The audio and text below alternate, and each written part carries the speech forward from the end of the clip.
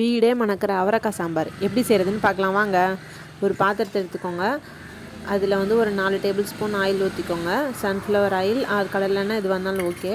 அடுத்து கல்லுக்குளுந்து போட்டு நல்லா தாளித்ததுக்கப்புறம் பொரிஞ்சு வந்ததுக்கப்புறம் ஒரு 2 கொத்து கருவேப்பிலை போட்டு அதுவும் நல்லா பொரிஞ்சு வரணும்.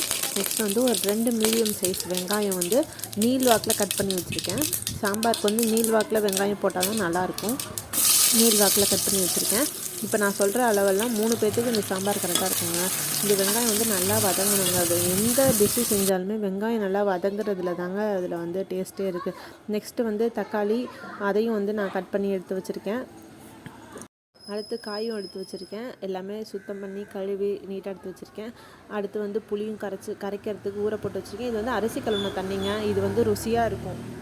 பருப்பும் வந்து வேக போட்டு எடுத்து வச்சுருக்கேங்க. இப்போ நல்லா வெங்காயம் வதங்கினதுக்கப்புறமேட்டு நம்ம அந்த தக்காளி ஆட் பண்ணி, அது வந்து ஒரு தக்காளி தாங்க, மீடியம் சைஸ் தக்காளி நான் போட்டிருக்கேன். அதையும் நல்லா வந்து எடுத்து இதில் போட்டு நல்லா வதக்கணுங்க. ரெண்டுமே நல்லா வதங்கணும்.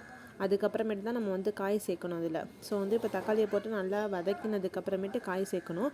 இந்த காய் வந்து எப்படி அவரைக்காய் வந்து சில பேர் கட் பண்ணி போடுவாங்க. நான் எப்படி க்ளீன் பண்ணேன் அப்படின்றதையும் நான் காட்டுறேன் பின்னாடி.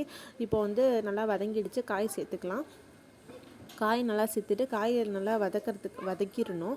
நெக்ஸ்ட்டு வந்துட்டு நல்லா கிளறிக்கணும். நெக்ஸ்ட்டு வந்து சாம்பார் தூள் அண்டு மஞ்சத்தூள். சாம்பார் தூள் வந்து ஒரு 2 ஸ்பூன் போட்டுக்கோங்க. மஞ்சத்தூள் வந்து ஒரு 1/2 ஸ்பூன் போட்டுக்கோங்க. போட்டுட்டு நல்லா கிளறி விட்டுட்டு நம்ம அரிசி கழுவின தண்ணி வச்சுருக்கோம் இல்லையா, அதை எடுத்து இதில் நல்லா ஊற்றிடணும். நெக்ஸ்ட் வந்து தேவையான தண்ணி ஊற்றிக்கலாம்.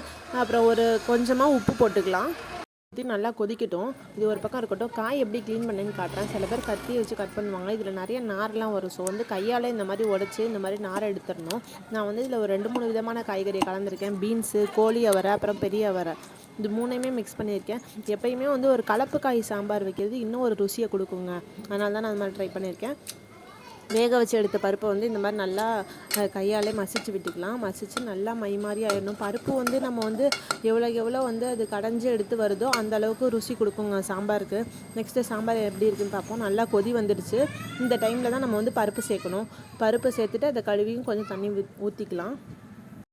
ஊற்றிக்கிட்டு இப்போ நல்லா கிளறி விட்டுடலாம். நல்லா கிளறி விட்டுட்டு இந்த டைமில் உப்பு பார்த்துக்கலாம், லைட்டாக பார்த்துக்கலாம். ஆனால் வந்து இப்போ நம்ம உப்பு சேர்க்க வேணாம், சரியாக இருக்காது.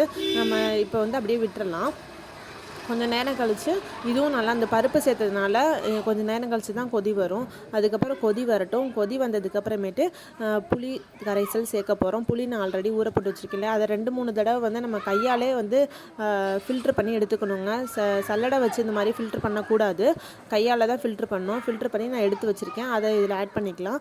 ஆட் பண்ணதுக்கப்புறமேட்டும் இதில் நல்லா கொதி வந்ததுக்கப்புறம் அந்த புளியோட பச்சை வாசனைலாம் நல்லா போகணுங்க.